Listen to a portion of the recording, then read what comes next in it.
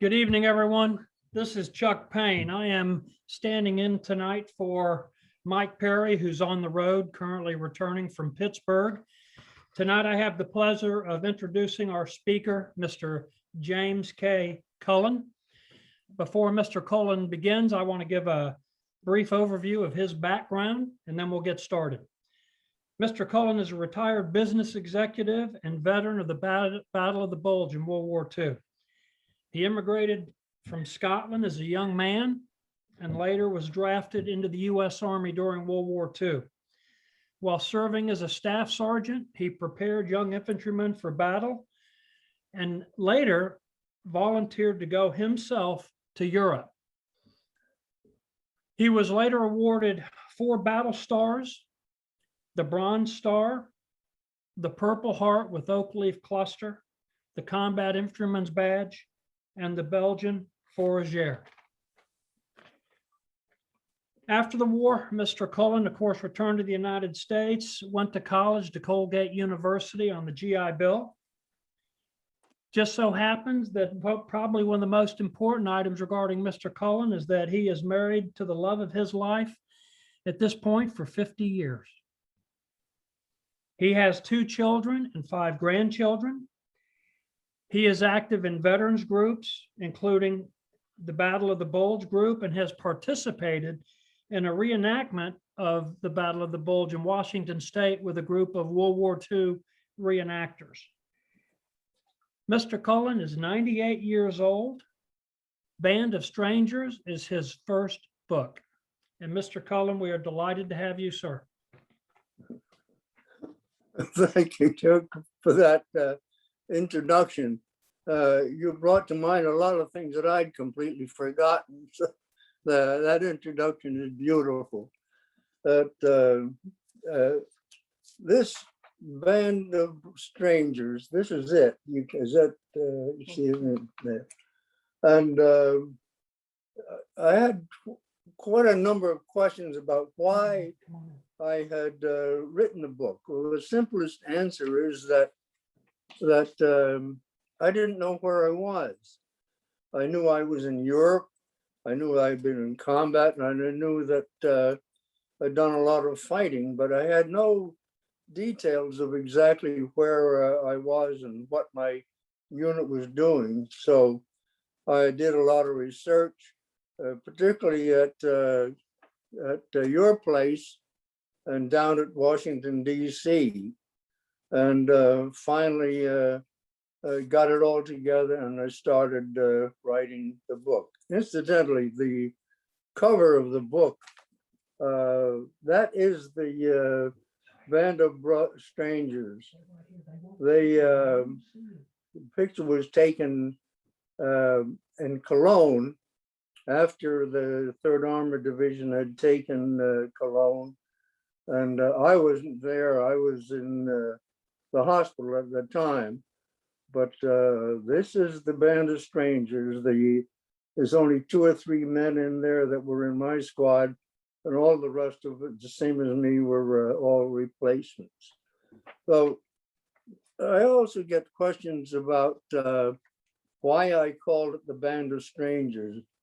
About the time that I nearly finished the book, the manuscript actually.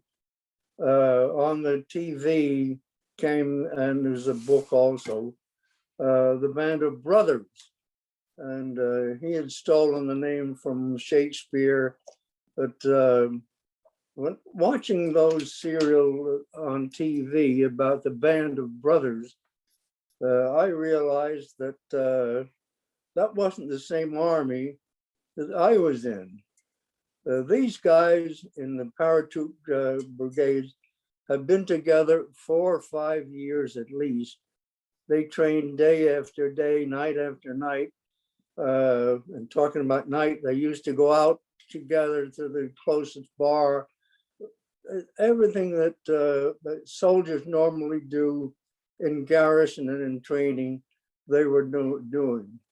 My group, my squad, had never met each other until they were plunked there into the 3rd Armored Division. just like me. I was in there just as a replacement. So that's why I call it the Band of Strangers. We were the strangers, but we fought just as well as those guys that they call the Band of Brothers. So let's get into the meat of what goes on in the Band of Strangers. I landed in Normandy, same as the division. I came into the division as a replacement, and I don't really know the date, but it was early in July. And we were fighting, the division had been fighting since June 19th, but the fighting in Normandy was absolutely pure hell. I've always thought, thinking back, wondered whether the fighting in Normandy was as bad or worse than the fighting during the Bulge. One was cold as hell, and fighting in August in Normandy, that was pure hell in August. But we fought through the hedgerows. The tanks couldn't make it. They had to get special devices in order to get through the hedgerows. But we dog faces, we armored infantry, had to fight on our own. And it was from hedgerow to hedgerow, day after day. As one of my friends wrote, it was one terrible day after terrible day. The nice thing about the Germans, one of the nice things, was that they didn't fight at night. At night, they crawled into their foxholes and took it easy and got fighting the next day. But they poured pure hell on us all through Normandy. And finally, there was a breakthrough when the 3rd Armored Division and the 2nd Armored Division, when they were assisted by about 1,500 bombers, broke the German line, and we went through and went down toward the south and ended up in a place just outside of what the devil's the name of the place? Mortain. And that became the Battle of Mortain. We didn't know we were in it, but we had been attached to the 30th Division, and the 30th Division did a great job. And in stopping the Germans, what Germans had done at Mortain was to try a counterattack. And they did quite a good job at it, getting through our lines. But the 30th and the 3rd Armored Division, 2nd Armored, and a couple others in the 1st Infantry, 1st Army, stopped them cold and pushed them back, so that they started a retreat. And with their retreat, with the Germans' retreat, we all got orders to turn west and start chasing the Germans as they went back, trying to get back to Germany. So that was the end of the Normandy campaign, and we started across France. And for the most part, the driving across France, that's the way war should be. We weren't getting shot at. Once in a while, we'd get a few little bits of Germans trying to stop us, but we kept on going. We came to village after village, them greeting us and standing by the side of the road, waving, and then marking chalk marks on our half track. Whenever there was any resistance, we'd get off our half track, get on the back of a tank, and go on and take care of whatever the resistance it was. That's that the tanks couldn't do it. So one of the big things that we learned, really enormous, when we were in the villages in France, the girls would like to kiss us. And as we'd bend down to kiss them, and the steel front of our helmet would catch them just above the nose. And that became a casualty of each one of the village units until we learned if the girls are going to kiss us, take this helmet, the steel helmet off, or push it up a little bit so that we weren't injuring any of these French girls. But we made it through France, and we got an order. We didn't, not the frontline infantry. We don't get orders. We get orders just to go straight ahead and fight. But the division got orders to make a 90-degree turn. The whole division made that 90-degree turn and headed toward Belgium. Before that, we were headed straight toward Germany, but we got the orders to turn 90 degrees and go up into Belgium because a lot of the Germans that were retreating from Normandy were coming through that area. So we got up to Mons, Belgium. We crossed into Mons, into Belgium, with help from the 1st Division and some others. And we captured thousands of the retreating Germans and killed quite a few other ones. But our orders then were to drop what we were doing and head for the German border. We did that, and we went through Belgian town after Belgian town, all of them greeting us and writing on the sides of our vehicles.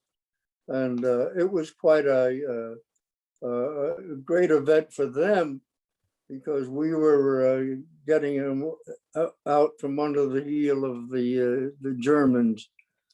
And we got closer to German border.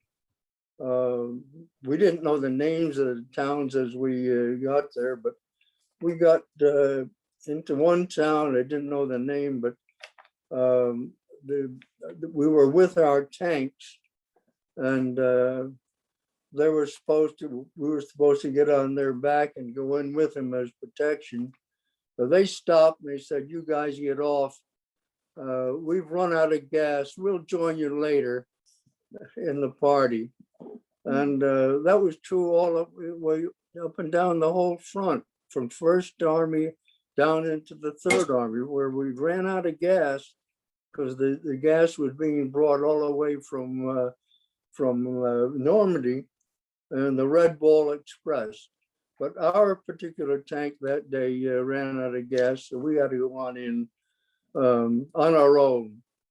And there weren't any Belgians to greet us or say hello or anything. So we knew damn well that indication there's going to be trouble. If the Belgians stayed inside their houses, we knew that the Germans were waiting for us. So we were given orders to go up certain streets. And I took my squad, happened to be in the lead, and took them up the street. And the 3rd squad behind me called out suddenly, "Jim, I'm going to look up this alley." And squad leader name was Stan Rich. And he went up that alley, and then I heard a shot, a rifle shot. And I turned back, and his men were carrying Stan out of the alley and had been shot through both legs by, we didn't know at the time what it was, but it was a German. But then there was another shot, and I went down in the alley, and there on the floor of the alley was a guy. He looked as if he had a uniform, but not much. But one of Stan's men, and questioning this guy, told me, he said, he didn't answer my questions right. He's a sniper. So he had shot him. And many, many years later, my correspondence with the people in Belgium, I found out because I asked questions about it. The guy that we had shot was a postman. And unfortunately, he was in the wrong place at the wrong time. And the people that my contact in Belgium gave me all of the maps and all of the reasons of what happened there with him that day. So we left that town and started down the road, and we knew that we were getting right close to Germany. And we did. We were told that we crossed the German border, and we were taking the town of Rotchen. It was a middle-sized town, but we were the first into Germany. We were the first to capture a German town, and we thought nothing of it at the time, but it became a really great thing in the future years. That was the first time that the German border had been crossed. As we went through Rotchen, we could see out ahead a lot of obstacles. They were called dragon's teeth, and they were stretched concrete parameters stretched across the water, across the little river and across the fields, and they're designed to stop tanks. Well, they gave us good protection as we attacked the pillboxes that we could see up in the distance. We could see them in the smoke because they were firing at us.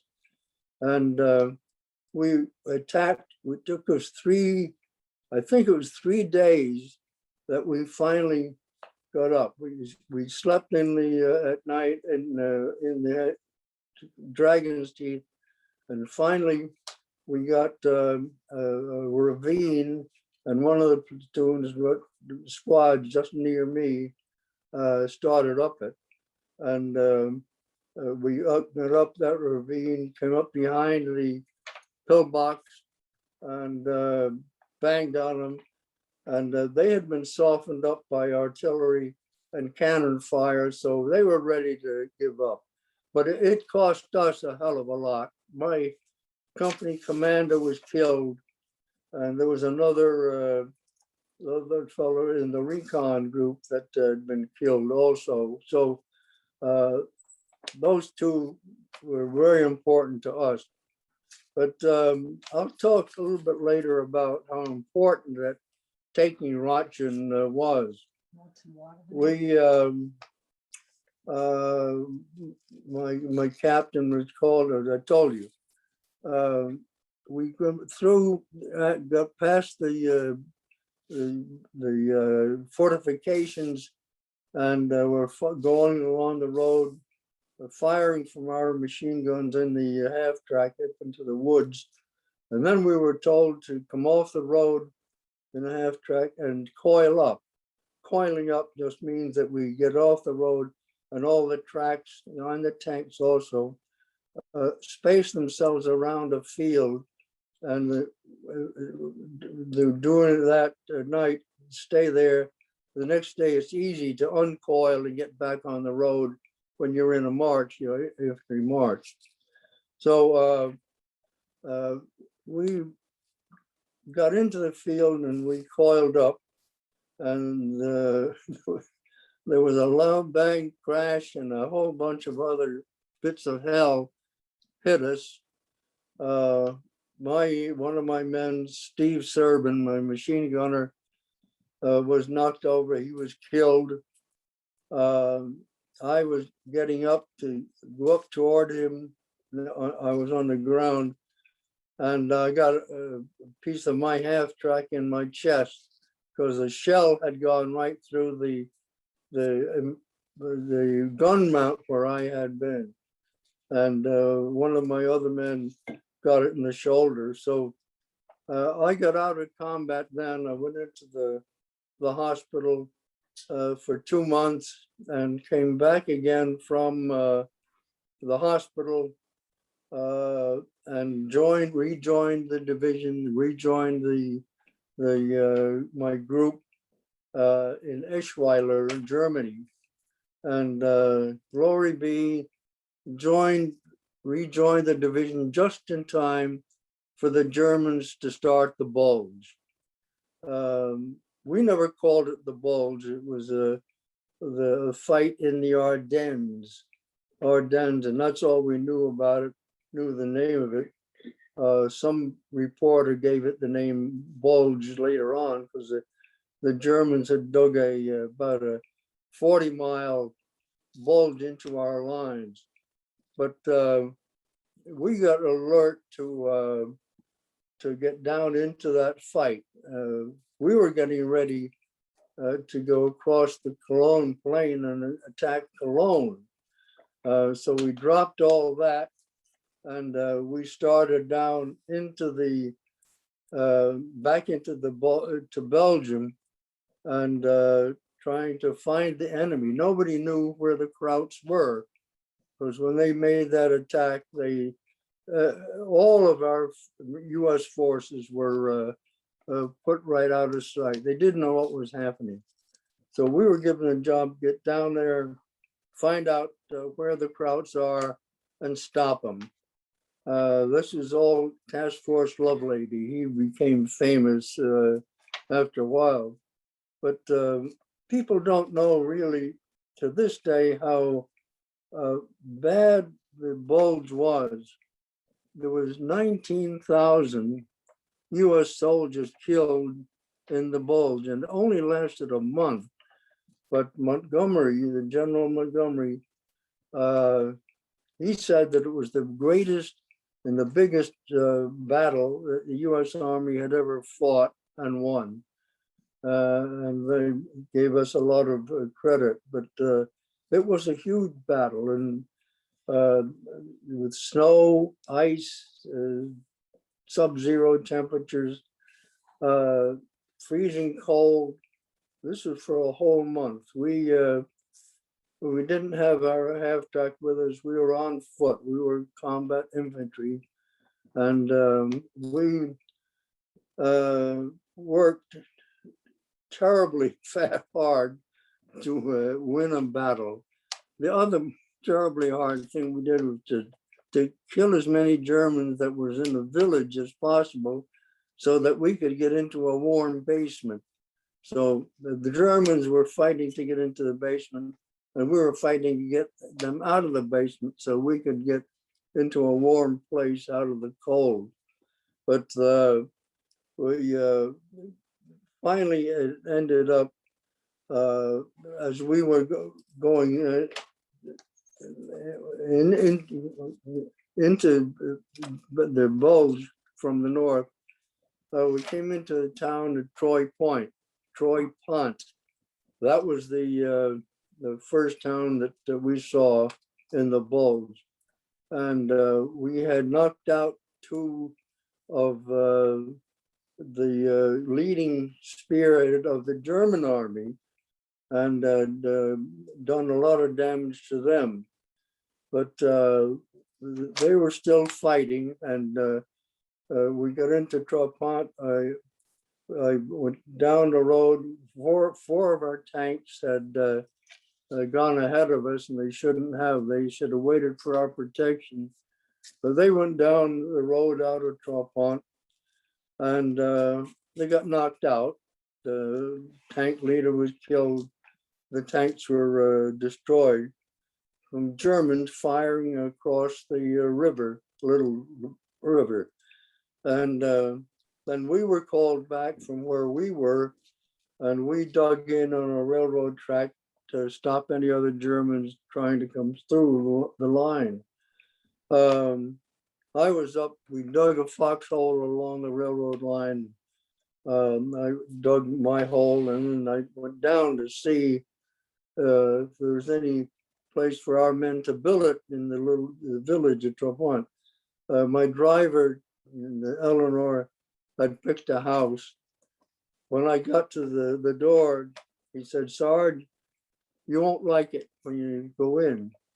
So I went into the house, and there on the floor of the kitchen was an old lady. I learned later from my contacts in Belgium, she was about 60 years old, been shot in the head.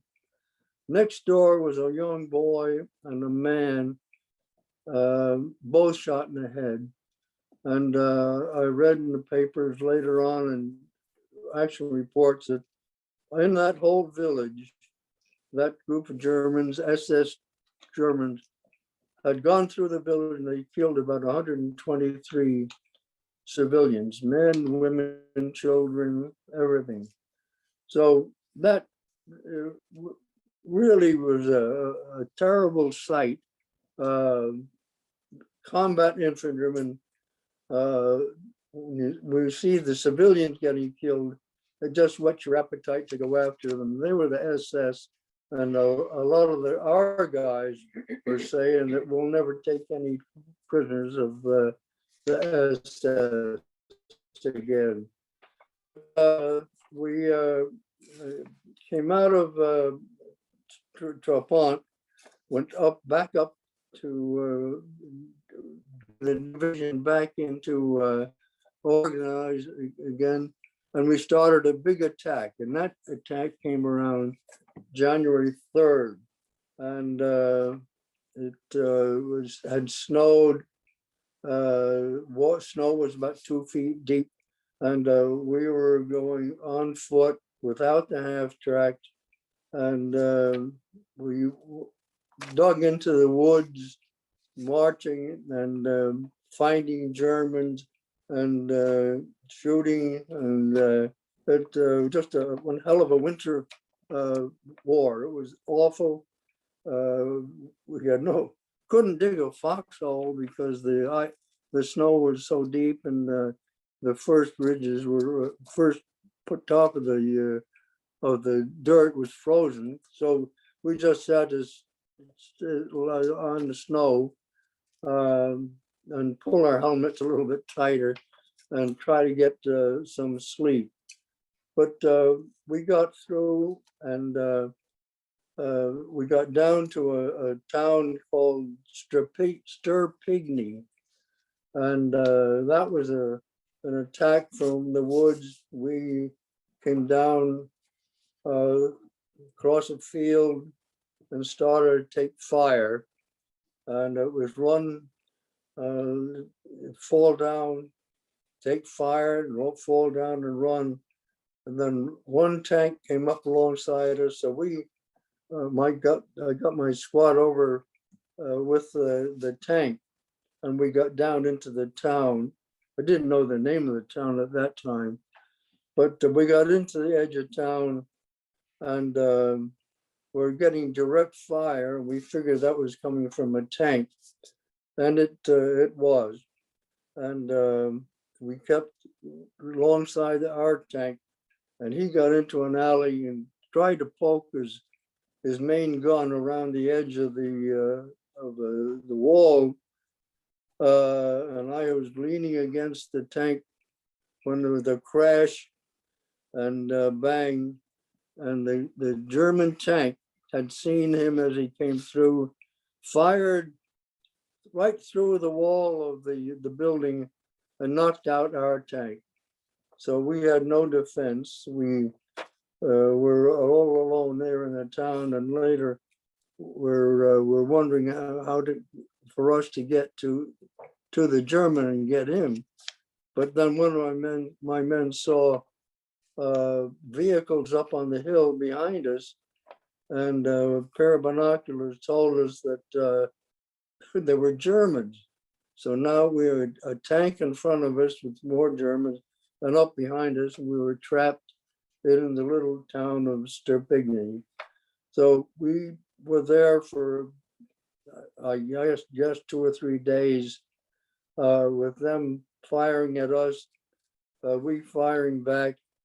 Then one night they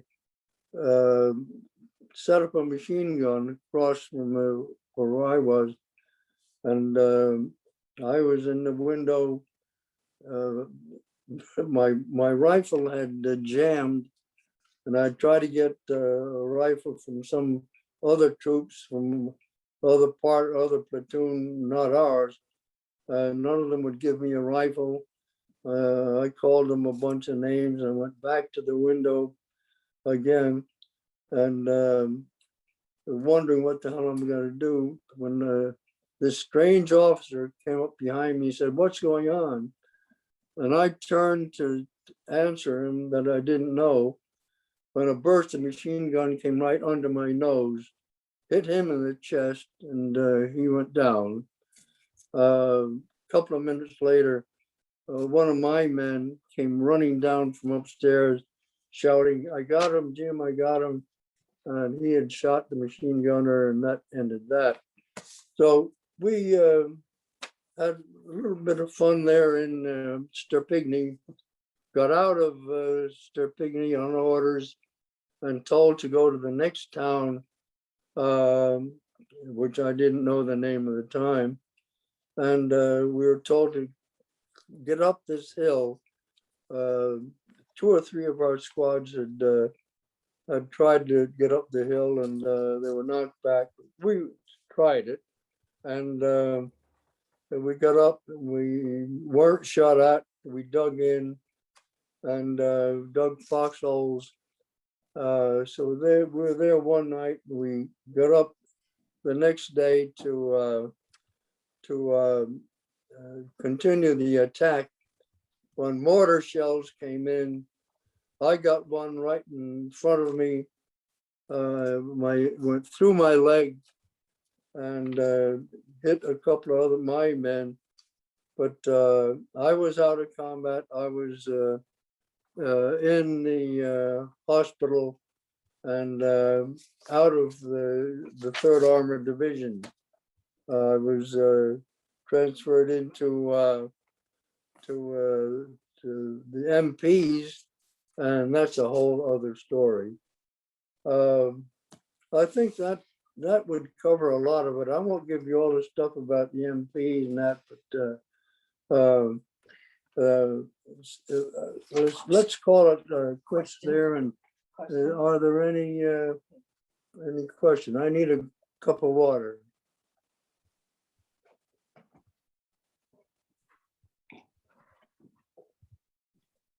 Okay, Chuck.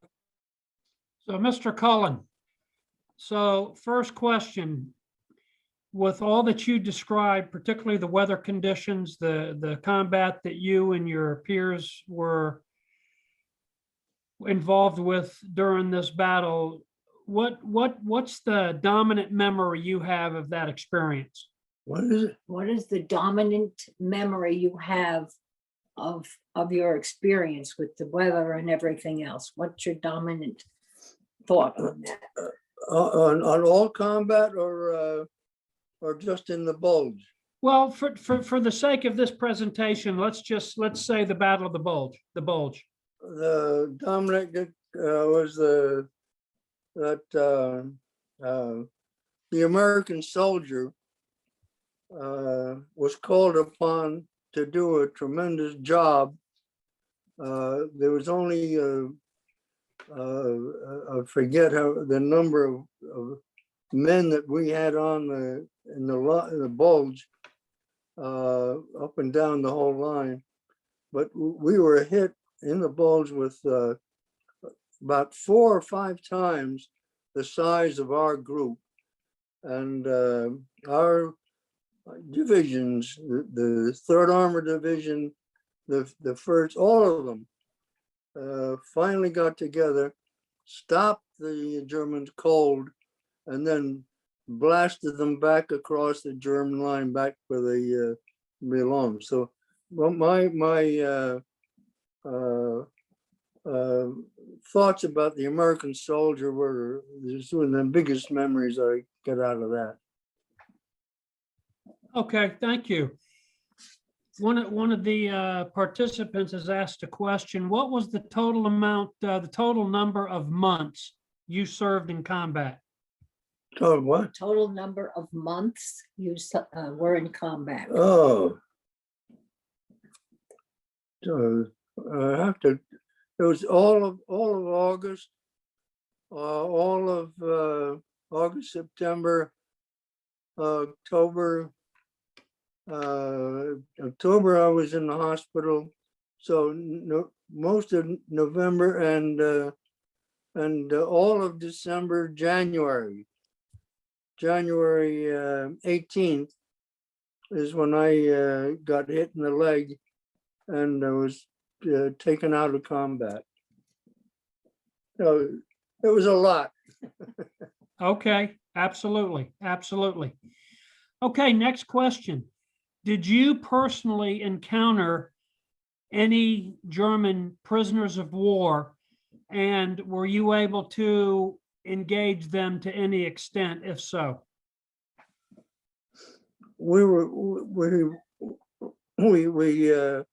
contacted many prisoners of war. I think the first two that I captured, my squad captured on a road, they looked so bedraggled, needed a shave, looked weary, eyes running, all the things. And I saw it later on with other German prisoners that they looked exactly like us. Their foot, shoulders, and the frontline infantry, we're the ones that win the battles. We're the ones that are the ones that win the ground. You can have all the airplanes in the world overhead, battleships and all the other crap, but it's the infantry soldier, the dog face, is the guy that takes the ground and holds it. And if the dog face fails, then the country fails. But many times I had seen German prisoners and they looked exactly, they had a different color uniform, but their faces, their eyes, their nose were just about the same as us. And we could feel sorry for them because they had to give up. They had been betrayed by whoever they answered to up in their Congress. They'd been betrayed, and we were able to defeat them a little bit easier. So yes, I saw a lot of German prisoners. Thank you. Next question, Mr. Cullen. What was the date of your wounding by the mortar attack that put you out of the 3rd Armored Division? What? What was the day that you got hit that put you out of the 3rd Army? January 18th. January 18th, 45. Right. Okay. Yeah. All right. Thank you. Okay. Next question. Since you did not train together, what did you do to gain trust with the other soldiers in your unit? What did I do to gain To trust? With Well, probably one of the things, they didn't know me, I didn't know them. One of the things that I did was when I was asked to go on a patrol across a hedgerow, and I picked one of my men, Chowhound, because he was supposed to be an old timer, had been in the States. So we searched along the hedgerow to see if with any crowd. We knew the krauts were out there somewhere, but we looked and examined it. And I have been questioning myself, why were we doing it in the middle of the day? Why don't we wait till night? But I'd been asked to check the across the field to see if there was anything on the other hedgerow. We got halfway across the hedgerow and machine gun opened up. The Chowhound got it in the head, and I got managed to get back to my line. But I think me doing it might getting it, even though I got my man killed, at least I was willing to get out in front and work where the bullets were. Yes, sir. Next question, Mr. Cullen, did you capture any high-ranking German leaders, particularly senior officers? The highest ranking, so we didn't capture them.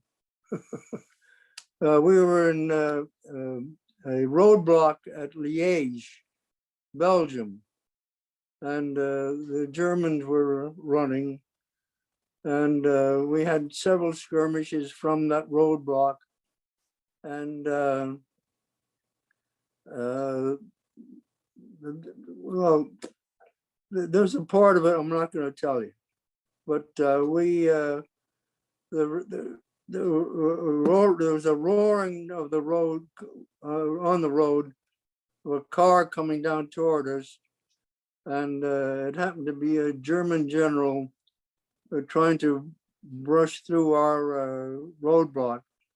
The anti-tank gunners that was with us, they opened fire. They killed the general and his aide. That's enough for that. That was the highest ranking, 89th Division, German. Okay. Here's one for you, Mr. Cullen. Where were you and what were you doing on the day that the war in Europe ended?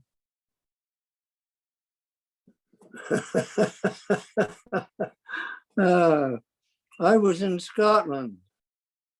I had been in the hospital in France, in Paris, and then they transferred me to England because I couldn't walk. I got the hit through the leg, and got to England and rehab, and I got orders to, after the rehab, to go back over to France for further orders, but I got a 7-day delay en route, and I got up to Scotland to see my grandfather and my grandmother, some other relatives, and it happened that when I was up there in the village, President Roosevelt had died, and people, the Scots, coming up and telling me how sorry they were to hear it. And that was the first I heard about it. But at the end of the war. At the end of the war, yeah. Okay. Yeah. So, Mr. Cullen, the title of your book is Band of Strangers, Yes, and you spoke about how your unit was not as close-knit at all as many of the others that had trained for some time. After the war, did you keep in touch with any of your comrades from your unit? no, not really. No, we'd been broken up when I came back from France, into France in the MPs. I did contact letters back and forth with some of my men, but then when discharge came back into the States, we had some Christmas cards.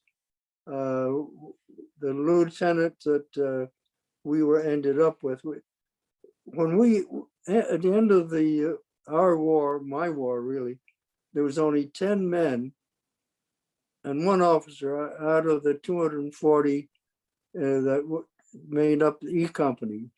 So a lot of them were gone or dead or whatever. But anyway, I contacted some and we wrote for a while and then dropped off. So there wasn't any contact.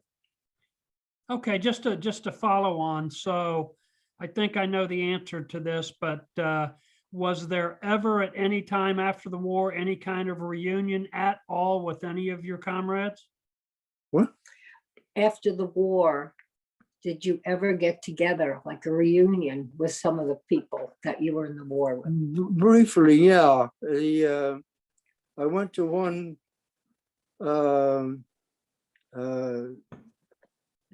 meeting with Chief, the lieutenant that was the only one left, and with a couple of the guys from other squads, and we chatted. That was about the only one. If there's no more, let me, in between the question, I want to talk about our fight up in Germany when we took the town of Ranchen. We took that town 1944, and at the 75-year point, a few years ago, the people of Ranchen, German, bought the land where we had crossed their border. They bought that land and they put up a memorial to the first American and to the first German that had been killed on that battle that we did for 3 days. They put up that memorial, and on the date that we had crossed, they had a tremendous reunion of people from all the people in the German area, and they celebrated their 75 years of democracy that we had given to them. And they congratulated the 3rd Armored Division for having done that. And they invited me to come over there to Germany, but I said I couldn't do it. They said that I was the last one that knew anything about the combat and the fighting in taking the town and relieving them of the heel of the Nazis and the Social Democrats that was on them. So that's one of the greatest memories that I have, that not only then, but of the fact that this is what we, the US Army, did. Well, I'll tell you, Mr. Cullen, I think I would speak for everyone when I tell you that that's a wonderful story, and that certainly is something that many Americans today need to hear. They should, yes. So then, have you been back to Germany at all since World War II? No. You went to Belgium. Huh? You were to Belgium. I went to Belgium. I went to, I had an exhibition in Germany. Yeah, I did go back. Yeah. The memory. I did go back to a convention of my company. I worked for Teufel and Escher Company, EK&E. We used to make slide rules and things like that. But I went to one convention, and I was able to get down into Belgium and see where I was in Trapont. And that's I completely forgot. My wife is a wonderful memory. Yes, she is. She's right Okay, sir, beside. here's another question for you. Right. By any chance, did you ever establish any kind of contact and develop a relationship with any former enemies, any German soldiers? No. The only formal contact I had is with a Belgian, a guy named Henri Register. Henri Register. Henry Rochester. He's the one that gave me a lot of the details of where I was in Belgium, and he actually gave me the names and gave me pictures of the villages that we went in and where we were. We got so much in contact that he would ask me questions that when I went down to Washington, and I would get the information for him to relay to some American that had asked the question. So we had a tremendous relay back and forth about the Bulge and what it all meant. So that they own nothing for the Germans, but just the Belgians. Okay, okay. That's wonderful to maintain contact with someone like that overseas that can help you with those memories and with all that you did afterwards. So, Mr. Cullen, we're at the point where we're going to wrap it up. Do you have any parting thoughts, any last comments for the audience?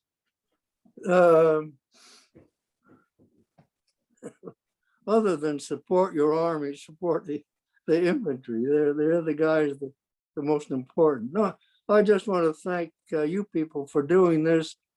I had a lot of excellent days over there over in Carlisle. There was one memory that I'll leave with you. I wasn't there, but September 11th, 2001. September 11th, 2001. The members of the Veterans of the Battle of the Bulge, which I was part of, they were there at Carlisle, dedicating a large glass window to the soldiers of the Bulge that hadn't come back. And they, in the middle of the dedication, the telephone call came in of what had happened at New York, and that ceased the dedication, but the glass window is still there in Carlisle, and it's a beautiful sight. If you haven't seen it, go and take a look at it. It's in the main building. Mr. Cullen, I will tell you that I have seen it, and you are absolutely correct. It's beautiful, and that's an incredible story. I was not aware of that. Yeah. Sir, at this point, I'm going to conclude this presentation.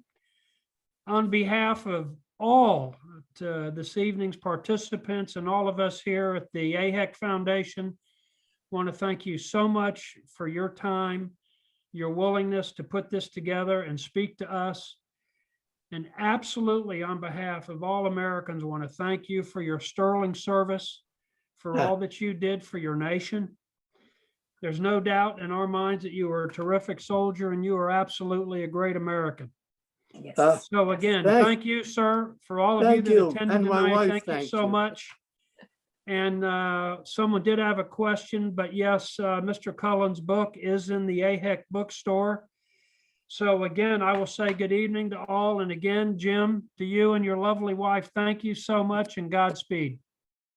God bless. Now to go. Thank you. That All was right, everyone, cool. have a good evening. Jim, you and your lovely wife, take care. No, very proud of you, honey. All right.